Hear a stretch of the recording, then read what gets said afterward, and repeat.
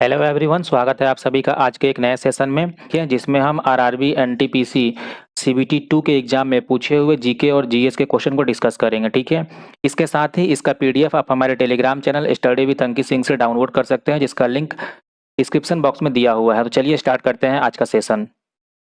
हमारा first question है, भारतीय संविधान का कौन सा अनुच्छेद उच्च न्यायालयों के न्यायाधीशों की शपथ से संबंधित है? ठीक है, which article of the Indian constitution deals with the oath और एफर्मेशन बाय हाई कोर्ट जजेज? पहला है 187, दूसरा है 256, तीसरा है 219 और चौथा है अनुच्छेद 231। ठीक है, ये संबंधित है अनुच्छेद 219 से। बात करें अनुच्छेद 219 के बारे में, तो इसके अनुसार उच्च न्यायालय के न्यायाधीश शपथ लेते हैं कि वे संविधान के प्रति निष्ठा और न्याय को बिना किसी पक्षपात के निभाएंगे। नेक्स्ट क्वेश्चन है, जंतुओं में जनन अंग नर और मादा युग्मक उत्पन्न करते हैं जो समलयित होकर क्या बनाते हैं? In animals male and female gametes fuse to form. पहला है अंडाणु यानी ओवम, दूसरा है गर्भस्थ शिशु यानी फीटस, तीसरा है भ्रूण यानी इम्ब्रायो और चौथा है युग्मनज यानी जाइगोट। ये बनता है मेल और फीमेल के गैमेट से मिलने से जाइगोट। ठीक है, यानी युग्मनज। नर और मादा युग्म जो कि स्पर्म और ओवम होते हैं, इनके सम्मिलन से क्या होता है कि फर्टिलाइजेशन होता है, जिससे कि बनता है जाइगोट। नेक्स्ट क्वेश्चन है, संस्कृत नाटक रत्नावली किसके द्वारा लिखा गया है? The Sanskrit play Ratnavali was written by. पहला है कालिदास, दूसरा है हर्षा, तीसरा है भावभूति और चौथा है विशाख दत्त। तो जो रत्नावली है लिखा गया था हर्ष के द्वारा। ठीक है, सम्राट हर्षवर्धन ने संस्कृत में रत्नावली, नागानंद और प्रियदर्शिका जैसे नाटक लिखे थे। अगला क्वेश्चन है, राजाओं की घाटी यानी वैली ऑफ किंग्स कहाँ स्थित है? पहला ऑप्शन है मिस्र में यानी इजिप्ट में, दूसरा है नॉर्वे, तीसरा है टर्की और चौथा है थाईलैंड। तो वैली ऑफ किंग्स यानी राजाओं की घाटी स्थित है मिस्र में। ठीक है, यह नील नदी के पश्चिम किनारे पर लक्सर के पास स्थित है और प्राचीन मिस्र के फराओ की समाधियों के लिए प्रसिद्ध है। ठीक है, नेक्स्ट क्वेश्चन है, बंगाल स्टेट प्रिजन रेगुलेशन किस वर्ष पारित हुआ था? In which year was Bengal state prison regulation, इसको रेगुलेशन 3 के नाम से भी जाना जाता है, किस वर्ष पारित हुआ था? पहला ऑप्शन है 1876, दूसरा है 1857, तीसरा है 1818 और चौथा है 1812। ये पारित किया गया था वर्ष 1818 में। बंगाल अधिनियम 3 1818 के तहत अंग्रेज सरकार किसी भी व्यक्ति को बिना मुकदमे के हिरासत में रख सकती थी। नेक्स्ट क्वेश्चन है, निम्नलिखित में से कौन सा सेल का उदाहरण नहीं है? Which of the following is not an example of rock? पहला है ग्रेनाइट, दूसरा है डामर यानी असफाल्ट, तीसरा है सिस्ट और चौथा है बेसाल्ट। तो जो रॉक का उदाहरण नहीं है ये होता है डामर यानी असफाल्ट। ठीक है, ग्रेनाइट, सिस्ट और बेसाल्ट एक प्राकृतिक सेल है, जबकि डामर जिसको असफाल्ट बोला जाता है यह एक खनिज आधारित पदार्थ है, लेकिन सेल यानी रॉक नहीं है। नेक्स्ट क्वेश्चन है, अल्लाह गायन किस क्षेत्र का प्रमुख लोकगीत है? ठीक है, अल्लाह singing is a major folk song of which region? पहला ऑप्शन है असम, दूसरा है पंजाब, तीसरा है उत्तर प्रदेश और चौथा है उड़ीसा। तो ये है उत्तर प्रदेश का। अल्लाह गाथा बुंदेलखंड और उत्तर प्रदेश के कुछ हिस्सों में गाई जाती है। यह अल्लाह और उदल नामक वीर भाइयों की वीरता पर आधारित है। नेक्स्ट है, वाल्मीकि अंबेडकर आवास योजना का उद्देश्य क्या है? What is the objective of Valmiki Ambedkar Awas Yojana? पहला ऑप्शन है सभी नागरिकों को बुनियादी ढांचा यानी provide infrastructure to all citizen, दूसरा है बीपीएल झुग्गी वासियों को आवास और शौचालय, housing and toilet for BPL slum dwellers, तीसरा है बीपीएल झुग्गी वासियों को खाद्यान्न यानी food grain for BPL slum dwellers और चौथा है बीपीएल झुग्गी वासियों को वित्तीय सहायता यानी financial aid for BPL slum dwellers. Valmiki Ambedkar Awas Yojana ये संबंधित है गरीबी रेखा से नीचे रहने वाले झुग्गी झोपड़ियों में रहने वाले के लिए आवास और शौचालय की सुविधा प्रदान करना था। ठीक है, यह योजना केंद्र सरकार द्वारा 2001 में शुरू की गई थी ताकि शहरी गरीबों को बेहतर आवास और स्वच्छता सुविधा मिल सके। नेक्स्ट क्वेश्चन है, अकबरनामा कितनी किताबों में विभाजित है? Akbarnama is divided into how many volumes? पहला है 3 किताब, दूसरा है 4 किताब और तीसरा है 2 किताब और चौथा है 5 किताब। जो अकबरनामा था वो 3 किताबों में विभाजित की गई थी। अबुल फजल द्वारा लिखित अकबरनामा 3 भागों में विभाजित है। पहला भाग अकबर के पूर्वजों के बारे में है, दूसरा अकबर के शासनकाल का विवरण और तीसरा हिस्सा आईने अकबरी के नाम से जाना जाता है। नेक्स्ट क्वेश्चन है, निम्नलिखित में से कौन सी झील लवणीय है? ठीक है, which of the following lake is saline? पहला है पुलिकट झील, दूसरा है डल झील, तीसरा है लोकटक झील और चौथा है वुलर झील। तो ये है पुलिकट झील। ठीक है, पुलिकट झील आंध्र प्रदेश और तमिलनाडु की सीमा पर स्थित है। यह भारत की दूसरी सबसे बड़े खारे पानी का झील है।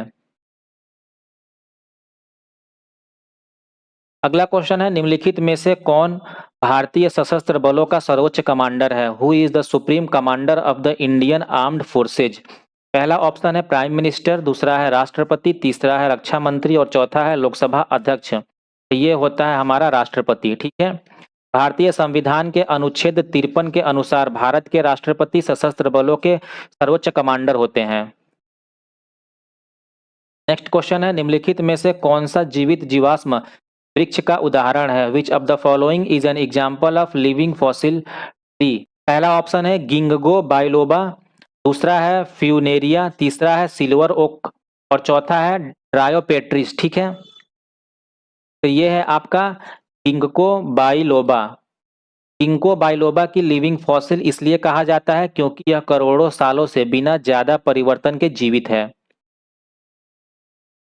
अगला क्वेश्चन है, क्षत्रिय नृत्य शैली को 15वीं शताब्दी ईस्वी में असम में किसने पेश किया था? Who introduce the Sattriya dance form in Assam in the 15th century AD?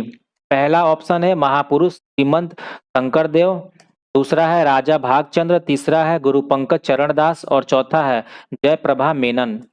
ये प्रस्तुत किया गया था महापुरुष श्रीमंत शंकरदेव के द्वारा। शास्त्रीय नृत्य असम का शास्त्रीय नृत्य है जिसे श्रीमंत शंकरदेव ने भक्ति आंदोलन के दौरान प्रचार प्रसार के लिए शुरू किया था। नेक्स्ट क्वेश्चन है, भारत के संविधान की किस अनुसूची में 22 भाषाओं का उल्लेख है?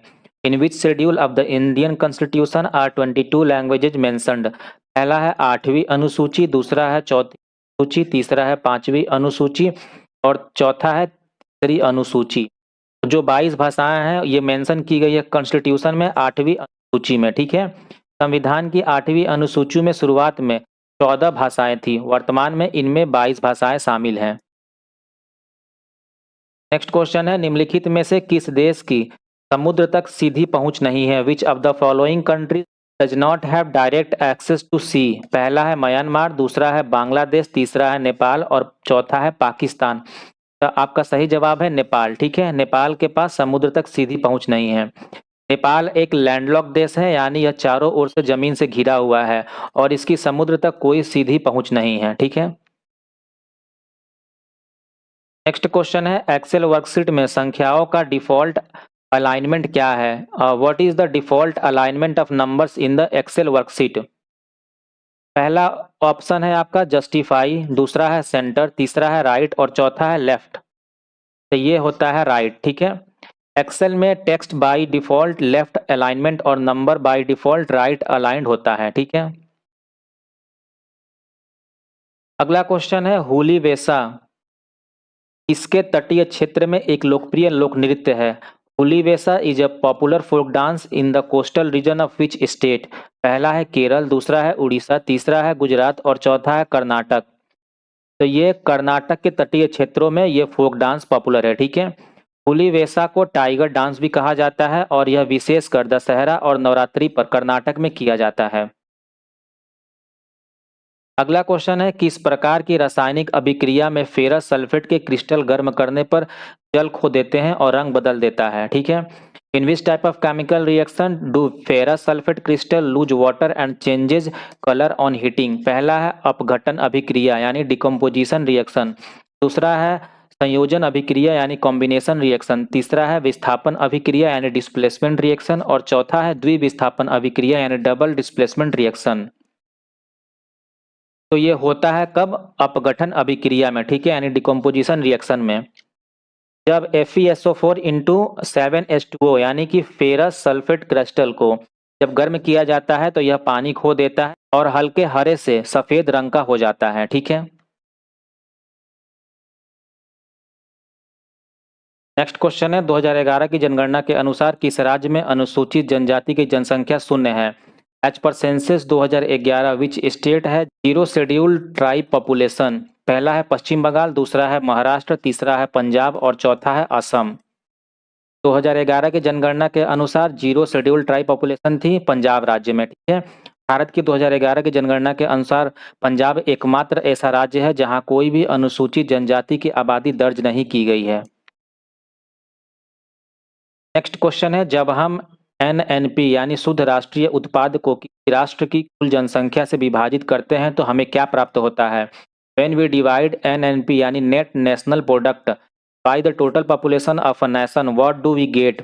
पहला है प्रति व्यक्ति आय यानी पर कैपिटा इनकम, दूसरा है संसाधन वृद्धि यानी रिसोर्स ग्रोथ, तीसरा है सकल राष्ट्रीय उत्पाद यानी ग्रॉस नेशनल प्रोडक्ट और चौथा है एक्सटर्नल डिविडेंड यानी बाह्य लाभांश। तो ये हमें प्राप्त होता है प्रति व्यक्ति आय यानी पर कैपिटा इनकम। प्रति व्यक्ति आय किसी देश के आर्थिक विकास का एक महत्वपूर्ण सूचक है जो औसत नागरिक की आय को दर्शाता है, ठीक है। अगला क्वेश्चन है भारत में पहली रेलवे लाइन वर्ष 1853 में बॉम्बे से डैश तक बिछाई गई थी। In India the first railway line was laid in 1853 from Bombay to dash. पहला है ठाणे, दूसरा है नागपुर, तीसरा है पुणे और चौथा है नासिक। ये बॉम्बे से ठाणे तक क्या की गई थी कि लाइन बिछाई गई थी। भारत की पहली ट्रेन 16 अप्रैल 1853 को बोरी बंदर जो कि मुंबई में स्थित है यहाँ से ठाणे तक चली थी। दूरी 34 किलोमीटर थी, ठीक है। अगला क्वेश्चन है निम्नलिखित में से कौन सी आर्थिक गतिविधि प्राथमिक क्षेत्र के अंतर्गत आती है? Which of the following economic activities come under the primary sector? पहला है खनन यानी माइनिंग, दूसरा है शिक्षा यानी एजुकेशन, तीसरा है बैंकिंग और चौथा है विनिर्माण यानी मैन्युफैक्चरिंग। तो प्राइमरी सेक्टर के अंडर आता है खनन, ठीक है, यानी माइनिंग। प्राथमिक क्षेत्र वे सभी गतिविधियां आती हैं जो सीधे प्राकृतिक संसाधनों से जुड़ी होती हैं जैसे कृषि, खनन, मत्स्य पालन और वानिकी, ठीक है। अगला क्वेश्चन है भारत में हरित क्रांति के संदर्भ में HYVP का पूरा नाम क्या है? In the contest of green revolution in India what is the full form of HYVP? पहला है हाई यील्डिंग वैरायटीज प्रोग्राम, दूसरा है हाई यील्डिंग वैरायटीज प्लांट, तीसरा है हाई यील्डिंग वैरायटीज पैटर्न और चौथा है हाई यील्डिंग वैरायटीज पेटेंट। तो ये था हाई यील्डिंग वैरायटीज प्रोग्राम, इसका फुल फॉर्म, ठीक है। हरित क्रांति भारत में 1960 के दशक में शुरू हुई थी और HYVP के अंतर्गत उच्च उपज देने वाले बीजों का उपयोग किया गया था, ठीक है। और सबसे ज्यादा जो आपका ग्रीन रेवोल्यूशन था इस राज्य में सबसे ज्यादा इसका प्रभाव पड़ा था पंजाब और हरियाणा में देखा गया था, ठीक है। नेक्स्ट क्वेश्चन है सिंधु घाटी सभ्यता का निम्नलिखित में से कौन सा स्थल पंजाब में स्थित है, ठीक है। Which of the following site of Indus valley civilisation is located in Punjab? पहला है बानावाली, दूसरा है बालू, तीसरा है कोट दीजी और चौथा है रोपड़। तो जो पंजाब जो कि भारत का पंजाब क्षेत्र है उसमें स्थित है रोपड़, ठीक है। रोपड़ जिसका अब नया नाम है रूपनगर, यह पंजाब में सतलज नदी के किनारे स्थित है और यह सिंधु घाटी सभ्यता का महत्वपूर्ण स्थल है। नेक्स्ट क्वेश्चन है प्रसिद्ध सरदार सरोवर बांध निम्नलिखित में से किस नदी पर बनाया गया है? The famous Sardar Sarovar dam is built on which river? आपके ऑप्शन है नर्मदा, सतलज, गंगा और गोदावरी। जो सरदार सरोवर डैम है ये बनाया गया है नर्मदा नदी पर, ठीक है। सरदार सरोवर बांध गुजरात में नर्मदा नदी पर स्थित है और यह भारत की सबसे बड़ी बहुउद्देशीय नदी परियोजनाओं में से एक है। नेक्स्ट क्वेश्चन है निम्नलिखित में से कौन एक ब्रिटिश सुधारक महिलाओं के अधिकारों के लिए प्रचारक और भारतीय राष्ट्रवाद का समर्थक रहा है? Who among the following was a British reform advocate for women rights and supporter of Indian nationalism? पहला है एनी बेसेंट, दूसरा है जोसेफाइन बटलर, तीसरा है फ्लोरेंस नाइटिंगेल और चौथा है विलियम विल्बरफोर्स। तो ये है आपके एनी बेसेंट, ठीक है। एनी बेसेंट थियोसॉफिकल सोसाइटी की नेता थी और उन्होंने वर्ष 1916 में होम रूल लीग की स्थापना की थी, ठीक है। अगला क्वेश्चन है निम्नलिखित में से कौन सा बंदरगाह भारत के पश्चिमी तट पर स्थित है? Which of the following port is located on the western coast of India? पहला है इन्नौर, दूसरा है हल्दिया, तीसरा है कोची और चौथा है पारादीप। तो ये है आपका कोचीन। कोचीन बंदरगाह केरल में स्थित है और यह अरब सागर का एक प्रमुख बंदरगाह है। अगला क्वेश्चन है, बाहरी झटकों के खिलाफ मुद्रा आपूर्ति को स्थिर रखने के लिए मुद्रा बाजार में मौद्रिक प्राधिकरण द्वारा हस्तक्षेप को क्या कहा जाता है? Intervention by the monetary authority in the money market to stabilise money supply against external shock is called. पहला है बाध्यकरण यानी स्टरलाइजेशन, दूसरा है आरक्षित जमा यानी रिजर्व डिपॉजिट, चौथा है काल्पनिक मांग यानी स्पेक्युलेटिव डिमांड और चौथा है वैधानिक तरलता यानी स्टैट्यूटरी लिक्विडिटी। ठीक है, तो ये है आपका बाध्यकरण यानी स्टरलाइजेशन। बाध्यकरण नीति का प्रयोग केंद्रीय बैंक विदेशी पूंजी प्रवाह और मुद्रा आपूर्ति पर नियंत्रण करने के लिए करता है। अगला क्वेश्चन है, दो व्यक्तिगत ओलंपिक पदक जीतने वाली पहली भारतीय महिला एथलीट कौन बनी? Who became the first Indian woman athlete to win two individual Olympic medals? पहला है मीराबाई चानू, दूसरा है द्युति चंद, तीसरा है पीवी सिंधु और चौथा है अंकिता रैना। तो ये है पीवी सिंधु। ठीक है, पीवी सिंधु ने 2016 रियो ओलंपिक में रजत पदक और 2020 टोक्यो ओलंपिक में कांस्य पदक जीता था। अगला क्वेश्चन है, पहली मानव विकास रिपोर्ट संयुक्त राष्ट्र विकास कार्यक्रम द्वारा किस वर्ष प्रकाशित की गई थी? In which year was the first human development report published by UNDP? पहला ऑप्शन है वर्ष 1905 में, दूसरा है 1945 में, तीसरा है 1990 में और चौथा है 1980 में। ये पहली बार प्रकाशित हुआ था वर्ष 1990 में। पहली मानव विकास रिपोर्ट महबूब उल हक और अमर्त्य सेन के विचारों पर आधारित थी और 1990 में प्रकाशित हुई। अगला क्वेश्चन है, निम्नलिखित में से कौन एक क्षेत्र में जनसंख्या परिवर्तन को प्रभावित करने वाला प्रमुख कारक नहीं है? Which of the following is not a major factor influencing population change in a region? पहला है व्यवसायिक संरचना यानी ऑक्यूपेशनल स्ट्रक्चर, दूसरा है मृत्यु दर यानी डेथ रेट, तीसरा है जन्म दर यानी बर्थ रेट और चौथा है प्रवास यानी माइग्रेशन। ये है आपका ऑक्यूपेशनल स्ट्रक्चर यानी व्यवसायिक संरचना। जनसंख्या परिवर्तन के मुख्य कारण जन्म दर, मृत्यु दर और प्रवास होता है। व्यवसायिक संरचना का असर अप्रत्यक्ष रूप से पड़ता है। ठीक, अगला क्वेश्चन है, स्पीक मैके society for the promotion of Indian classical music and culture among youth एक गैर राजनीतिक राष्ट्रव्यापी स्वैच्छिक आंदोलन है जिसका स्थापना कब हुई थी? Speak Mackay is a non-political nationwide voluntary movement. It was founded in which year? पहला है 1979, दूसरा है 1977, तीसरा है 1970 और चौथा है 1973।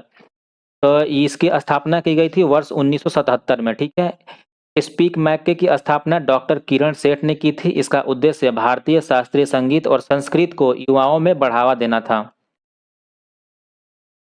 अगला क्वेश्चन है, मौर्य शासन के दौरान किस प्रांत को कर्नाटक में की खान का केंद्र माना जाता है? During the Mauryan rule which province was considered the centre of gold mining इन कर्नाटक? पहला है तोसाली, दूसरा है उज्जैनी, तीसरा है तक्षशिला और चौथा है सुवर्णगिरी।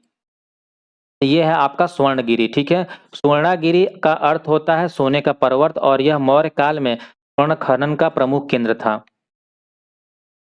नेक्स्ट क्वेश्चन है, निम्न में से कौन सा कीबोर्ड शॉर्टकट आपके विंडोज 10 पीसी को लॉक करने के लिए प्रयोग किया जाता है? Which keyboard shortcut is use to lock your Windows 10 PC? पहला ऑप्शन है विंडोज लोगो की प्लस के, दूसरा है कंट्रोल प्लस एल, तीसरा है कंट्रोल प्लस के और चौथा है Windows logo key plus L. ठीक है, तो जो लॉक करने के लिए यूज किया जाता है वो किया जाता है Windows logo key plus L का। ठीक है, इसे दबाने पर कंप्यूटर तुरंत लॉक हो जाता है और लॉगिन स्क्रीन खुल जाती है।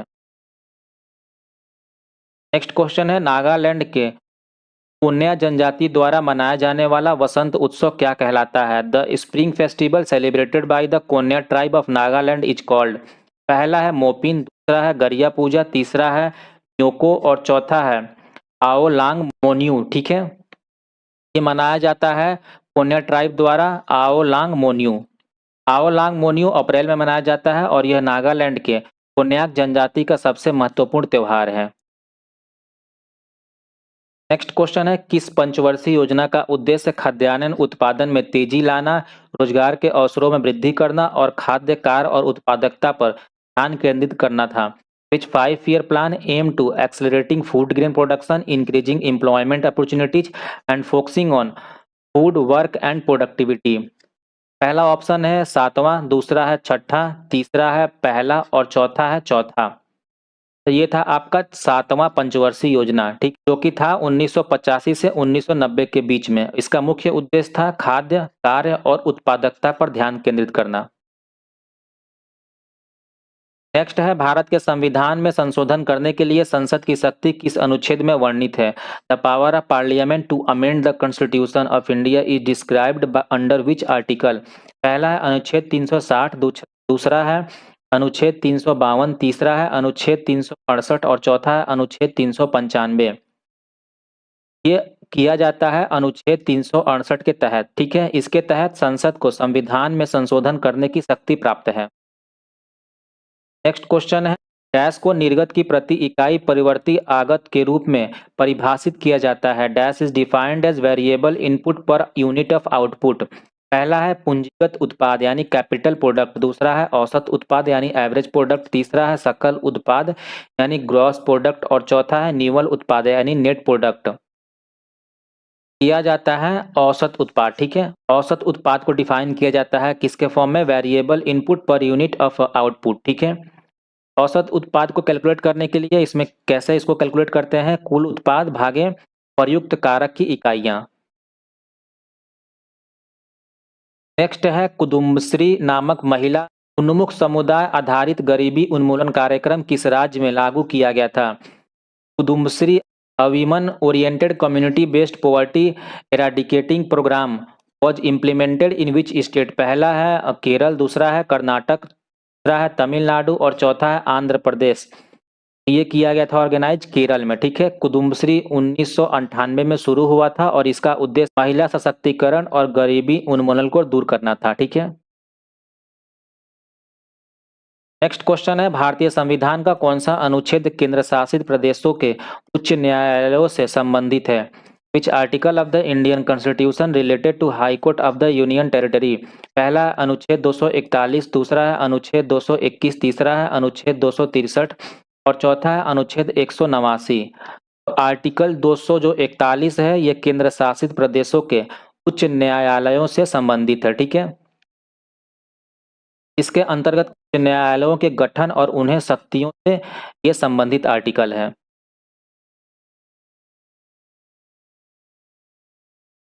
नेक्स्ट है, उस्ताद मोही बहाउद्दीन डांगर निम्नलिखित में से किस वाद्य यंत्र से संबंध प्रसिद्ध संगीतकार हैं? Ustad Mohi Bahauddin Dagar is a renowned musician associated with which instrument? पहला है सितार, दूसरा है रुद्रवीणा, तीसरा है तबला और चौथा है बांसुरी। तो ये संबंधित है रुद्रवीणा से, ठीक है। उस्ताद मोही बहाउद्दीन डांगर रुद्रवीणा के अंतिम प्रमुख कलाकारों में से एक हैं और इन्हें ध्रुपद परंपरा का संरक्षक माना जाता है। नेक्स्ट क्वेश्चन पूछा गया था, निम्नलिखित में से कौन सा कथन अल्पाधिकार को सही ढंग से परिभाषित करता है? Which of the following statement correctly defines oligopoly? पहला ऑप्शन है, यदि किसी विशेष वस्तु के बाजार में एक से अधिक विक्रेता होते हैं लेकिन विक्रेताओं की संख्या कम होती है। If there is more than one seller but there number is small. Second है, यदि किसी बाजार में केवल एक विक्रेता हो लेकिन खरीदार अधिक हो। थर्ड है, यदि बाजार में विक्रेताओं की संख्या बहुत अधिक हो। और फोर्थ है, यदि बाजार में किसी एक विक्रेता और कुछ खरीदार हों। अल्पाधिकार को सही परिभाषित करता है जब यदि किसी विशेष वस्तु के बाजार में एक से अधिक विक्रेता होते हैं लेकिन विक्रेताओं की संख्या क्या होती है? कम, ठीक है। इसको कहा जाता है ओलिगोपोली, ठीक है। अल्पाधिकार यानी ओलिगोपोली में कुछ कंपनियां होती हैं जो आपस में प्रतिस्पर्धा और कभी कभी सहयोग दोनों करती हैं। नेक्स्ट है, भारत की मुख्य भूमि का दक्षिणतम छोर केप कोमोरिन किस राज्य में अवस्थित है? The southern most point of India mainland Cape Comorin is located in which state? पहला है आंध्र प्रदेश, दूसरा है कर्नाटक, तीसरा है केरल और चौथा है तमिलनाडु। तो ये स्थित है तमिलनाडु में, ठीक है। केप कोमोरिन को आज कन्याकुमारी कहा जाता है और यह अरब सागर और बंगाल की खाड़ी और हिंद महासागर का संगम स्थल है। अगला क्वेश्चन है, मध्वाचार्य 12वीं शताब्दी के माधव निदान लिखा इसमें रोगों के निदान पर कितने अध्याय हैं? Madhavacharya 12th century wrote Madhav निदान which contain how many chapters on disease diagnosis? पहला है 96, दूसरा है 60, तीसरा है 69 और चौथा है 90। तो ये लिखा गया था उनके द्वारा, टोटल 69 चैप्टर, ठीक है। माधव निदान आयुर्वेदिक चिकित्सा का महत्वपूर्ण ग्रंथ है, इसमें 69 अध्याय हैं और रोगों के लक्षण व निदान का विस्तृत वर्णन मिलता है इसमें, ठीक है। नेक्स्ट क्वेश्चन है, अरुणाचल प्रदेश में लोकप्रिय लोसार त्योहार मुख्य रूप से किस जनजाति द्वारा मनाया जाता है? The Losar festival popular in Arunachal Pradesh is celebrated mainly by which state? पहला है मोनपा, दूसरा है अंगामी, तीसरा है हूण और चौथा है अपतानी। ये मनाया जाता है मोस्टली मोनपा जनजाति के द्वारा, ठीक है। लोसार त्योहार तिब्बती नववर्ष के रूप में मनाया जाता है और मोनपा जनजाति इसे विशेष उत्साह से मनाती है। नेक्स्ट क्वेश्चन है, रेशम के कीटों और मेंढक के लार्वा का वयस्कों में रूपांतर क्या कहलाता है? The transformation of silkworm and frog larva in adults is called. पहला है उत्परिवर्तन यानी म्यूटेशन, दूसरा है कायांतरण यानी मेटामॉर्फोसिस, तीसरा है विविधीकरण यानी डाइवर्सिफिकेशन और चौथा है रूपांतरण यानी ट्रांसफॉर्मेशन। तो ये कहलाता है मेटामॉर्फोसिस यानी कायांतरण। कायांतरण में जीव 4 चरणों अंडा, लार्वा, प्यूपा और वयस्क से होकर गुजरता है, ठीक है। नेक्स्ट क्वेश्चन है, निवल मूल्य यानी नेटवर्थ का सही सूत्र क्या है? What is the correct formula of net worth? संपत्ति डिवाइडेड बाय देयता यानी एसेट डिवाइडेड बाय लायबिलिटीज, दूसरा है संपत्ति माइनस देयता यानी एसेट माइनस लायबिलिटीज, तीसरा है संपत्ति इंटू देयता यानी एसेट इंटू लायबिलिटीज और चौथा है संपत्ति प्लस देयता यानी एसेट प्लस लायबिलिटी। नेटवर्थ का सही सूत्र है एसेट माइनस लायबिलिटी यानी संपत्ति माइनस देयता, ठीक है। नेटवर्थ किसी व्यक्ति या कंपनी की वास्तविक आर्थिक स्थिति को दर्शाता है। नेक्स्ट क्वेश्चन है, निम्नलिखित अम्लों में सबसे दुर्लभ अम्ल कौन सा है? Which of the following acid is the weakest? पहला है हाइड्रोफ्लोरिक अम्ल, दूसरा है एसिटिक अम्ल, तीसरा है नाइट्रिक अम्ल और चौथा है हाइड्रोक्लोरिक अम्ल। ये होता है एसिटिक अम्ल, ठीक है। एसिटिक अम्ल एक कमजोर कार्बनिक अम्ल है, सिरके में पाया जाता है, ठीक है। इसलिए इसको क्या किया जाता है? फूड इंडस्ट्री में यूज किया जाता है। नेक्स्ट है, 1856 में अवध के विलय के बाद नवाब वाजिद अली शाह को गद्दी से हटाकर कहाँ निर्वासित किया गया था? After the annexation of Awadh in 1856 Nawab Wajid Ali Shah was deposed and exiled to which place? पहला है मेरठ, दूसरा है रंगून, तीसरा है बॉम्बे और चौथा है कलकत्ता। इनको डिपोज कर दिया गया था कलकत्ता, ठीक है। वाजिद अली शाह को कलकत्ता में बेटिया ब्रुज इलाके में नजरबंद रखा गया था। आखिरी क्वेश्चन है, जब अर्थव्यवस्था में मुद्रास्फीति और बेरोजगारी दोनों उच्च स्तर पर हों तो इस स्थिति को क्या कहते हैं? When both inflation and unemployment are high in an economy, what is the situation called? पहला है मुद्रास्फीति जनित मंदी यानी स्टैगफ्लेशन, दूसरा है मुद्रास्फीति प्रीमियम इन्फ्लेशन प्रीमियम और तीसरा है मुद्रास्फीति अंतराल यानी इन्फ्लेशन गैप और चौथा है संस्फीति यानी डिफ्लेशन। ये कहा जाता है मुद्रास्फीति जनित मंदी यानी कि स्टेजफ्लेशन, ठीक है। यह शब्द 1970 के दशक में अमेरिकी अर्थव्यवस्था की स्थिति को दर्शाने के लिए प्रयोग किया गया था, ठीक है। क्वेश्चन है, भारत का पहला वाणिज्यिक नाभिकीय ऊर्जा संयंत्र तारापुर निम्नलिखित में से किस राज्य में स्थित है? India's first commercial nuclear power plant Tarapur is located in which state? पहला है कर्नाटक, दूसरा है मध्य प्रदेश, तीसरा है झारखंड और चौथा है महाराष्ट्र। जो तारापुर स्थित है ये है महाराष्ट्र में स्थित, ठीक है। तारापुर नाभिकीय ऊर्जा संयंत्र 1969 में भारत का पहला परमाणु ऊर्जा संयंत्र है और यह महाराष्ट्र के पालघर जिले में स्थित है। इसकी स्थापना अमेरिका की मदद से की गई थी। अगला क्वेश्चन है, वास्तविक आय में परिवर्तन के परिमाण स्वरूप उपभोक्ता की क्रय शक्ति में परिवर्तन के कारण किसी वस्तु या सेवा की मांग में परिवर्तन को डैश कहा जाता है? The change in demand for a good or services due to change in consumers purchasing power as a result of change in real income is called dash. पहला है प्रतिस्थापन प्रभाव यानी सब्स्टिट्यूशन इफेक्ट, दूसरा है सीमांत उत्पाद यानी मार्जिनल प्रोडक्ट, तीसरा है बजट से, चौथा है आय प्रभाव यानी इनकम इफेक्ट, ठीक है। ये कहा जाता है आय प्रभाव यानी इनकम इफेक्ट। आय प्रभाव यह बताता है कि जब उपभोक्ता की वास्तविक आय बदलती है तो उसकी मांग भी बदल जाती है। ठीक है। अगला क्वेश्चन है, निग्रोइड जाति निम्नलिखित में से किस महाद्वीप की मूल निवासी है? The negroid race is native to which of the following continents? पहला है दक्षिण अमेरिका, सेकंड है ऑस्ट्रेलिया, थर्ड है एशिया और फोर्थ है आपका अफ्रीका। तो जो निग्रोइड जनजाति पाई जाती है यह मुख्य रूप से अफ्रीका में पाई जाती है। ठीक है। निग्रोइड जाति की प्रमुख विशेषता गहरी त्वचा, घुंघराले बाल और चौड़ी नाक है। यह जाति अफ्रीका महाद्वीप के मूल निवासी मानी जाती है। अगला क्वेश्चन है, हर्षवर्धन किस वंश के थे? Harshvardhan belong to which dynasty? पहला है गुप्त वंश, दूसरा है चालुक्य वंश, तीसरा है मौर्य वंश और चौथा है पुष्यभूति वंश। तो जो हर्षवर्धन थे ये पुष्यभूति वंश से संबंधित थे। ठीक है। हर्षवर्धन जिनका समय काल था 606 से 647 ईसा, उत्तर भारत के महान सम्राट थे। उनकी राजधानी कन्नौज थी और वे बौद्ध धर्म के महान संरक्षक थे। अगला क्वेश्चन पूछा गया था, पैलेस ऑफ असेंबली का विधानसभा है जिसे प्रसिद्ध वास्तुकार ली कोर्बुजिए द्वारा डिजाइन किया गया है, डैश में स्थित है। The palace of assembly designed by famous architect Le Corbusier is located in dash? पहला ऑप्शन है दादर और नगर हवेली और दमन और दीव, दूसरा है लद्दाख, तीसरा है चंडीगढ़ और चौथा है पुडुचेरी। तो पैलेस ऑफ असेंबली कहाँ स्थित है? ये स्थित है चंडीगढ़ में। ठीक है। ली कोर्बुजिए ने चंडीगढ़ शहर का संपूर्ण मास्टर प्लान बनाया था और इसे भारत का पहला योजनाबद्ध आधुनिक शहर माना जाता है। नेक्स्ट क्वेश्चन है, दिए गए विकल्पों में से विश्व का सबसे लवणीय समुद्र कौन सा है? Which of the following is the saltiest sea in the world? पहला है बाल्टिक सागर, दूसरा है लाल सागर, तीसरा है सेलिबेस सागर और चौथा है काला सागर। आपका जो लाल सागर है ये दिए गए ऑप्शन में से सबसे ज्यादा सॉल्टियस सी है। ठीक है। लाल सागर की लवणता औसतन 40 से 41 PSU यानी कि प्रैक्टिकल सैलिनिटी यूनिट है, जो अन्य समुद्रों से अधिक है। नेक्स्ट क्वेश्चन है, डैश के शासनकाल के दौरान निर्मित बेगमपुरी मस्जिद दिल्ली में उनकी नई राजधानी जहां पनाह की मुख्य मस्जिद थी?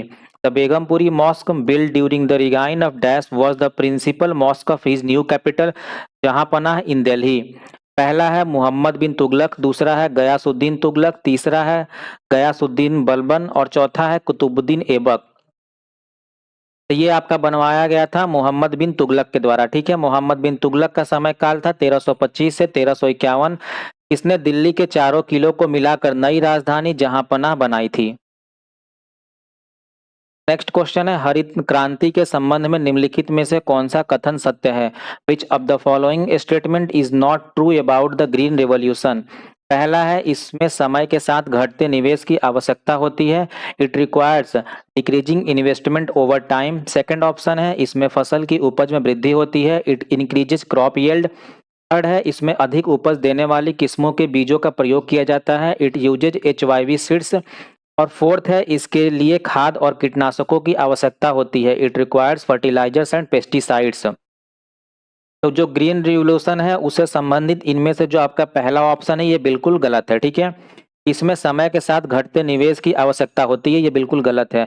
हरित क्रांति भारत में वर्ष 1960 के दशक में शुरू हुई थी और इसके जनक MS स्वामीनाथन माने जाते हैं।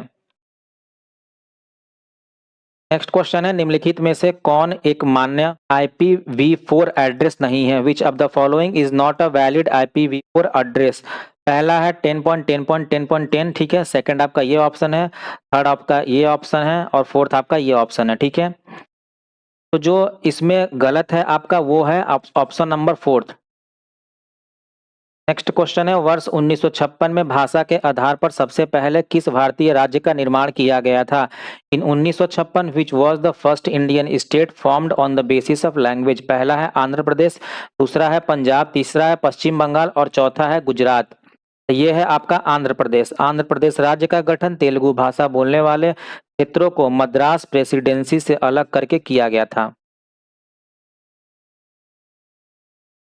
नेक्स्ट क्वेश्चन है, निम्नलिखित में से कौन से राज्य हुसोरी या हुचरी प्रदर्शन से संबंधित है? Which of the following states is associated with the Husori or Huchari performance? पहला है आपका ऑप्शन महाराष्ट्र, दूसरा है केरल, तीसरा है उड़ीसा और चौथा है असम। तो जो हुसोरी या फिर हुचरी जो प्रदर्शन है ये संबंधित है असम से, ठीक है।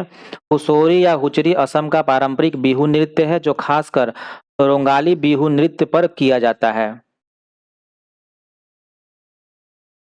नेक्स्ट क्वेश्चन है राष्ट्रीय उपभोक्ता विवाद निवारण आयोग यानी एनसीडीआरसी की स्थापना उपभोक्ता संरक्षण अधिनियम 1986 के तहत वर्ष डैश में की गई थी।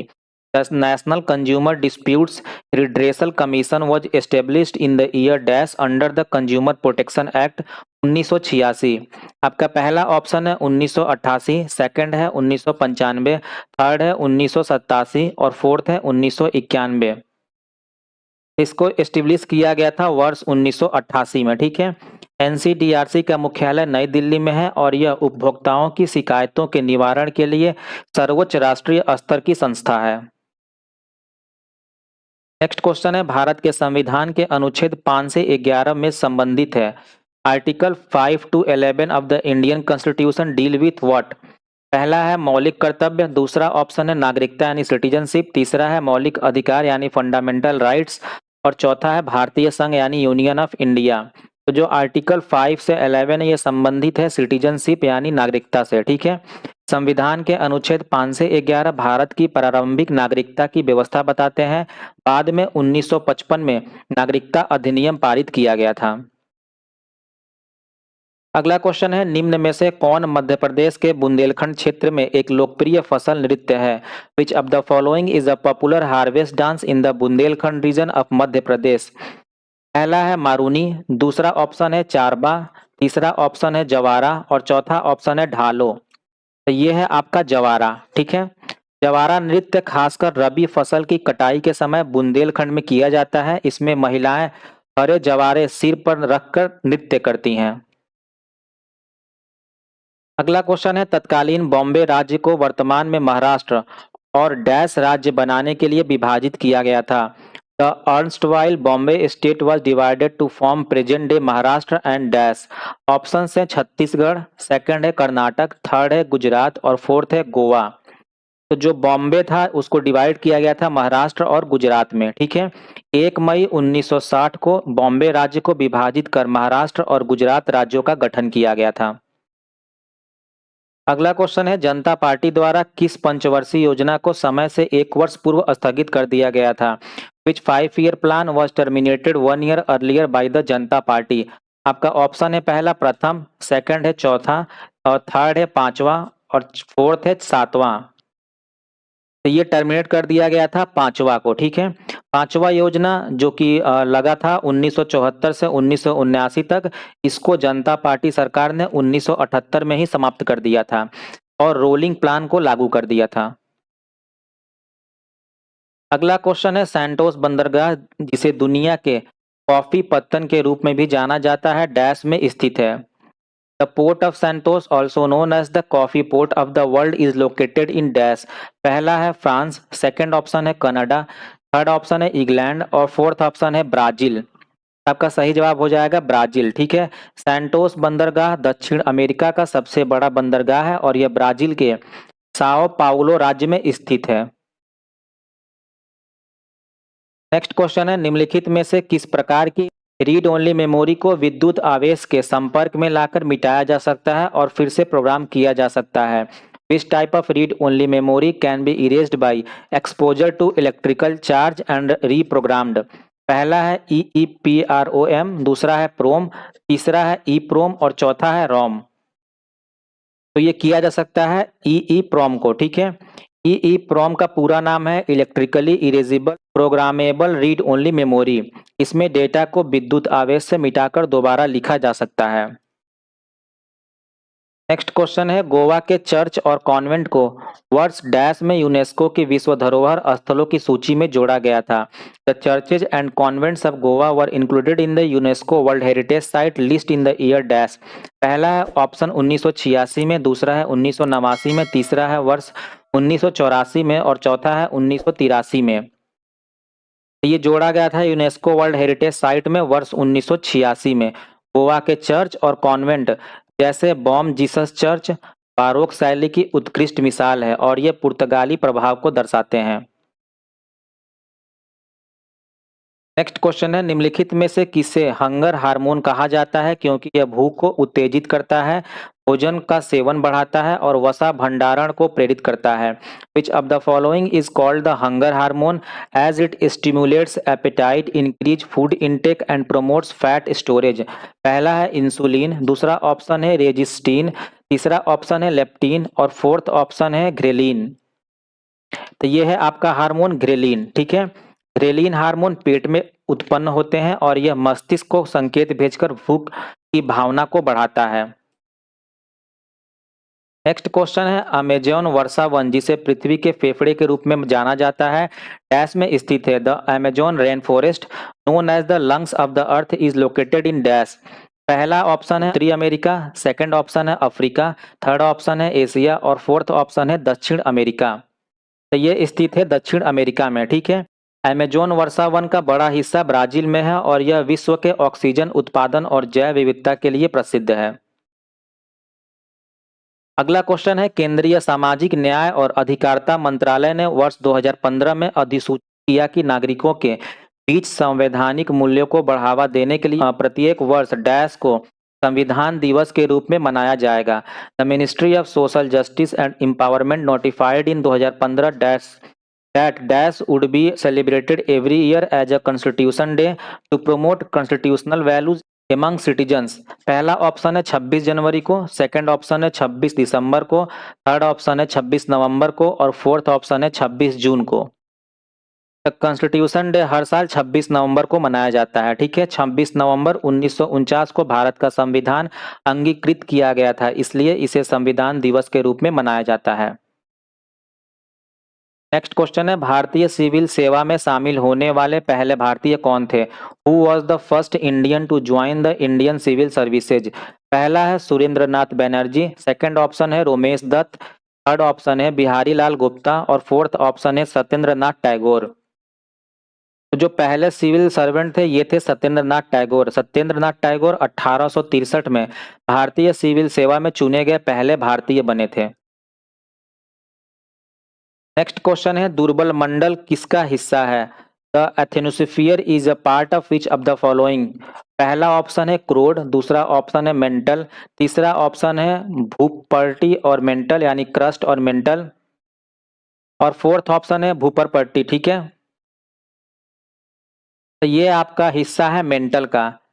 स्टेनोस्फीयर पृथ्वी के ऊपरी मेंटल का हिस्सा है और इसमें चिपचिपा मैग्मा पाया जाता है जिससे प्लेट विवर्तनिकी संभव होती है। नेक्स्ट क्वेश्चन है, निम्नलिखित में से कौन भारत का प्रमुख गेहूं उत्पादक क्षेत्र है? Which of the following is the major wheat producing region in India?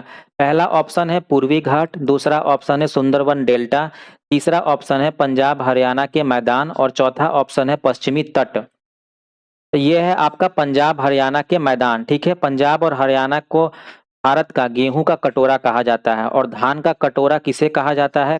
Comment करके नीचे बताएं, ठीक है। नेक्स्ट क्वेश्चन है, महात्मा गांधी राष्ट्रीय ग्रामीण रोजगार गारंटी अधिनियम मनरेगा वर्ष में न्यूनतम डैश दिनों के लिए गारंटीकृत मजदूरी रोजगार प्रदान करता है?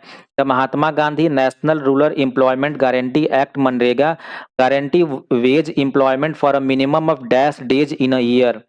पहला ऑप्शन है 100 दिनों का, दूसरा ऑप्शन है 60 दिनों का, तीसरा ऑप्शन है 70 दिनों का और चौथा ऑप्शन है 180 दिनों का। तो ये देता है 100 दिनों का, ठीक है। मनरेगा की शुरुआत वर्ष 2005 में हुई थी और यह ग्रामीण परिवारों को 100 दिन का रोजगार सुनिश्चित करता है। अगला क्वेश्चन है, उच्चतम निर्धारित कीमत किसे संदर्भित करता है? What does the maximum price ceiling refers to? पहला ऑप्शन है पहले से ही महंगी वस्तुओं या सेवाओं से कर हटाने को, removal of tax from already expensive goods और सर्विसेज। सेकंड ऑप्शन है वस्तुओं या सेवाओं की सभी कीमतों पर कर लगाने को, imposing tax on all goods and services. Third option है महंगी वस्तुओं या सेवाओं पर कर की निचली सीमा का कर लगाने को, imposing minimum tax on expensive goods और सर्विसेज। और फोर्थ ऑप्शन है वस्तुओं या सेवाओं पर कीमत की ऊपरी सीमा लगाने को, imposing an upper limit on the price of goods और सर्विसेज। तो जो मैक्सिमम प्राइस सीलिंग यानी कि जो उच्चतम निर्धारित कीमत है, ये संदर्भित होता है वस्तुओं या सेवाओं पर कीमत की ऊपरी सीमा लगाने को, ठीक है।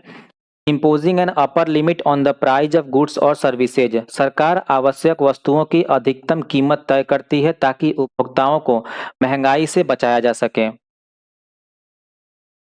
अगला क्वेश्चन है, भारत के संविधान में किस संशोधन ने मौलिक अधिकारों से संपत्ति के अधिकार को हटा दिया था? Which constitution amendment removed the right to property from fundamental rights? पहला ऑप्शन है 46वां संविधान संशोधन 1980, दूसरा है 44वां संविधान संशोधन 1978, तीसरा है 42वां संविधान संशोधन 1976 और चौथा है 48वां संविधान संशोधन 1981। तो राइट टू प्रॉपर्टी को 44वें संविधान संशोधन जो कि किया गया था 1978 में, इसको फंडामेंटल राइट से हटाकर किस में बना दिया गया? लीगल राइट्स बना दिया गया था, ठीक है। 44वें संशोधन द्वारा संपत्ति का अधिकार मौलिक अधिकार से हटाकर संविधान के अनुच्छेद 300A में एक कानूनी अधिकार बनाया गया था। अगला क्वेश्चन है, निम्नलिखित में से कौन भारत के संविधान के 73वें संशोधन से संबंधित है?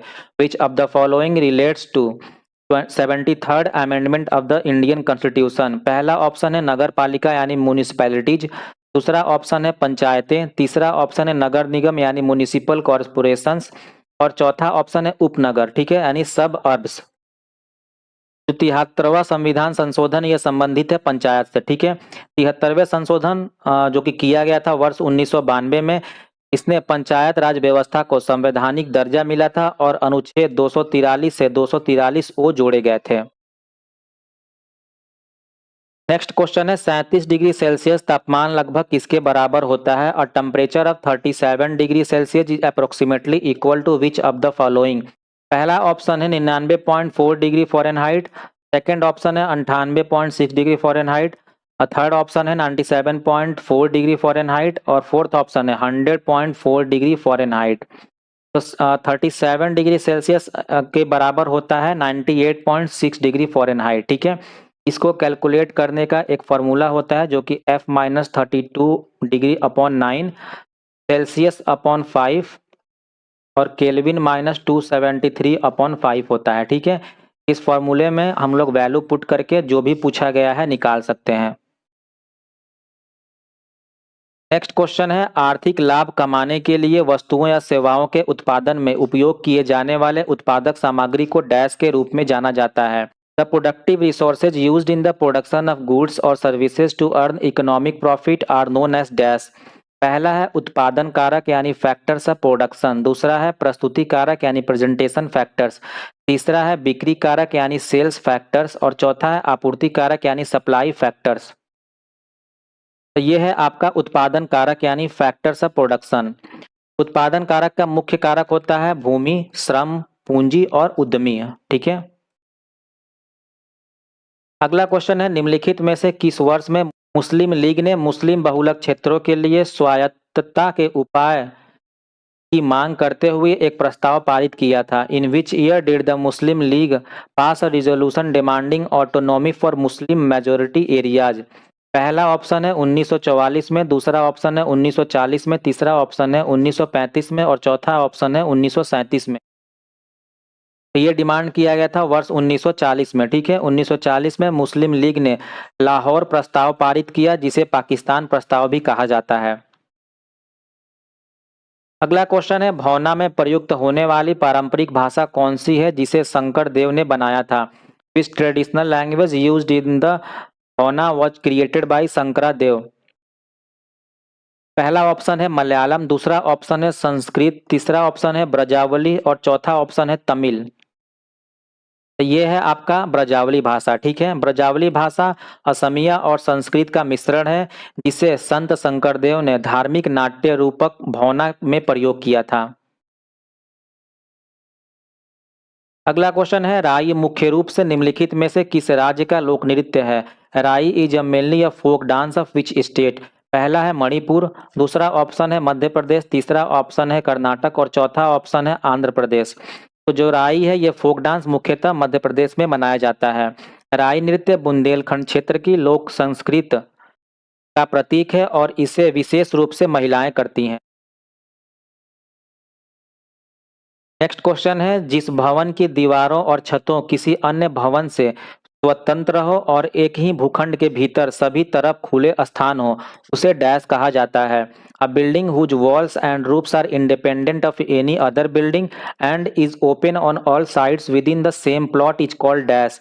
पहला है पृथक भवन यानी डिटैच्ड बिल्डिंग, दूसरा है अर्ध पृथक भवन यानी semi detached building, third option है विशेष भवन यानी स्पेशल बिल्डिंग और फोर्थ ऑप्शन है ऊंचा भवन हाई राइज बिल्डिंग। ठीक है, ये कहा जाता है पृथक भवन यानी डिटैच्ड बिल्डिंग। पृथक भवन का सबसे बड़ा लाभ प्राकृतिक प्रकाश और हवा का सभी दिशाओं में मिलना है। नेक्स्ट क्वेश्चन है, ऋग्वेद में 1028 ऋचाएं हैं जिन्हें 10 पुस्तकों में व्यवस्थित किया गया है, जिन्हें डैश के नाम से जाना जाता है। The Rigveda consist of 1028 hymns arranged into 10 books known as dash. पहला है मंडल, दूसरा ऑप्शन है पादपस्थ, तीसरा ऑप्शन है अनुदत्त और चौथा ऑप्शन है सूक्त। ये कहा जाता है मंडल। ठीक है, और ऋग्वेद के वेदों में सबसे प्राचीन माना जाता है और इसमें देवताओं की स्तुति की गई है। अगला क्वेश्चन है, गुरुत्वाकर्षण के प्रत्यक्ष प्रभाव में चट्टान और मिट्टी की ढलान की गति को कहा जाता है। The moment of rock and soil on slope under the direct influence of gravity is called what. ठीक है, पहला ऑप्शन है बृहत क्षरण यानी मास वेस्टिंग, दूसरा ऑप्शन है मृदा विसर्पण यानी सॉइल क्रीप, तीसरा ऑप्शन है हाइड्रोलिक क्रिया यानी हाइड्रोलिक एक्शन और चौथा ऑप्शन है मृदा सर्पण यानी सॉइल स्लीपेज। ये कहलाता है बृहत क्षरण यानी मास वेस्टिंग। बृहत क्षरण में भूस्खलन, मृदा विसर्पण, मड फ्लो आदि सम्मिलित हैं। अगला क्वेश्चन है, निम्नलिखित में से किसने जाति व्यवस्था के अन्याय की निंदा की और सत्यशोधक समाज की स्थापना की? Who among the following condemned the injustice of the caste system and founded the Satyashodhak Samaj? पहला है सावित्रीबाई फूले, दूसरा ऑप्शन है E V Ramasamy Naicker, third option है अय्यनकली और फोर्थ ऑप्शन है ज्योतिराव गोविंदराव फूले। तो जो सत्यशोधक समाज का स्थापना किया गया था, ये किया गया था ज्योतिराव गोविंदराव फूले के द्वारा। ठीक है, सत्यशोधक समाज की स्थापना 1873 में की गई थी। इसका उद्देश्य जाति प्रथा और सामाजिक भेदभाव का विरोध करना था। नेक्स्ट क्वेश्चन है, तेलंगाना राज्य निम्नलिखित में से किस राज्य से अलग करके बनाया गया है? Telangana state was created by separating it from which state? पहला ऑप्शन है महाराष्ट्र, दूसरा ऑप्शन है कर्नाटक, तीसरा ऑप्शन है आंध्र प्रदेश और चौथा ऑप्शन है मध्य प्रदेश। ये बनाया गया है आंध्र प्रदेश से अलग करके, और तेलंगाना को 2 जून 2014 को भारत का 29वां राज्य बनाया गया था। नेक्स्ट क्वेश्चन है, कृषि अपशिष्ट से जैव ईंटों से बनी भारत की पहली इमारत का उद्घाटन डैश में किया गया था? India's first building made from agro waste bio bricks was inaugurated at what? पहला ऑप्शन है आईआईटी दिल्ली, सेकंड ऑप्शन है आईआईटी हैदराबाद, थर्ड ऑप्शन है आईआईटी कानपुर और फोर्थ ऑप्शन है आईआईटी खड़गपुर। ये बनाया गया था आईआईटी हैदराबाद में। ठीक है, इस इमारत को 2021 में बनाई गई थी और इसमें पर्यावरण हितैषी जैव ईंटों का उपयोग किया गया है। नेक्स्ट क्वेश्चन है, वर्ष डैश में एनआईपी यानी नई औद्योगिक नीति में संशोधन के माध्यम से उद्योग की एक छोटी सूची को छोड़कर सभी परियोजनाओं के लिए औद्योगिक लाइसेंसिंग को समाप्त कर दिया गया था? In which year through an amendment in the new industrial policy industrial licensing was abolished for all project except a small list of industries? पहला ऑप्शन है 1956, सेकंड ऑप्शन है 1969, थर्ड ऑप्शन है 1987 और फोर्थ ऑप्शन है 1991। तो ये खत्म कर दिया गया था वर्ष 1991 में। वर्ष 1991 की नई औद्योगिक नीति ने उदारीकरण, निजीकरण और वैश्वीकरण यानी एलपीजी की नींव रखी थी। अगला क्वेश्चन है, सीपीयू द्वारा मेमोरी में किसी लोकेशन के एक्सेस में लगने वाला समय क्या कहलाता है? The time taken by the CPU to access a location in memory is called? पहला है निर्देश चक्र यानी इंस्ट्रक्शन साइकिल, दूसरा है मेमोरी फॉर्मेटिंग टाइम यानी मेमोरी फॉर्मेटिंग टाइम। ठीक है, तीसरा है मेमोरी एक्सेस टाइम और फोर्थ है सीपीयू आवृत्ति यानी सीपीयू फ्रीक्वेंसी। तो ये कहलाता है memory access time. Memory access time जितना कम होगा प्रोसेसर की कार्यक्षमता उतनी ही अधिक होगी। ठीक है, अगला क्वेश्चन है, उस विशाल एकल भूभाग का नाम क्या था जो विश्व के वर्तमान महाद्वीपों में विभाजित हो गया था? What was the name of supercontinent that splits into today's continents? पहला है पैंथालासा, दूसरा है पैंजिया, तीसरा है गोंडवाना और चौथा है टेथिस। तो ये है आपका पैंजिया, ठीक है। लगभग 20 करोड़ वर्ष पहले पैंजिया महाद्वीप दो भागों गोंडवाना और लॉर्सिया में बटा था और भारत हमारा किसका हिस्सा है? गोंडवाना का, ठीक है। अगला क्वेश्चन है, एकाधिकार और प्रतिबंधात्मक व्यापार व्यवहार अधिनियम एमआरटीपी डैश में पारित किया गया था? The monopolies and destructive trade practice act was passed in which year? पहला ऑप्शन है 1977, दूसरा है 1973, तीसरा है 1980 और चौथा है 1969। ये पारित किया गया था वर्ष 1969 में। एमआरटीपी अधिनियम का उद्देश्य उपभोक्ताओं को एकाधिकार और अनुचित व्यापार प्रथाओं से बचाना था। नेक्स्ट क्वेश्चन है, देश के अलग अलग हिस्सों में नववर्ष अलग अलग नामों से मनाया जाता है। सही मिलान कीजिए। In different part of India new year is celebrated by different names, match the following correctly. ठीक है, आपका सूची फर्स्ट ये है, सूची सेकंड ये है। आपके सूची फर्स्ट में जो दिया गया है ये है विशु, पुथांडु, गुड़ी पड़वा और चौथा है पोइला बोईसाख। तो जो आपका विशु है ये त्योहार है आपका केरल में मनाया जाता है नए वर्ष पर। सेकंड है पुथांडु जो कि मनाया जाता है आपका तमिलनाडु में। और तीसरा है गुड़ी पड़वा, ठीक है, जो कि मनाया जाता है आपका महाराष्ट्र में। और चौथा है आपका पोइला बोईसाख जो कि मनाया जाता है पश्चिम बंगाल में, ठीक है। इसके साथ साथ कुछ और त्योहार हैं जो मनाए जाते हैं, जैसे कि पोंगल जो कि तमिलनाडु में मनाया जाता है, बैसाखी मनाया जाता है पंजाब में, उगादी मनाया जाता है आंध्र प्रदेश और कर्नाटक में, और विशु मनाया जाता है केरल में, ठीक है। ये सभी क्या है, नव वर्ष के प्रमुख त्योहार हैं। अगला क्वेश्चन है, नीचे दिए गए विकल्पों में से कालिदास के विक्रमोर्वशीयम नाटक से संबंधित है? Which of the following relates to Kalidasa play Vikramorvashiyam? ठीक है,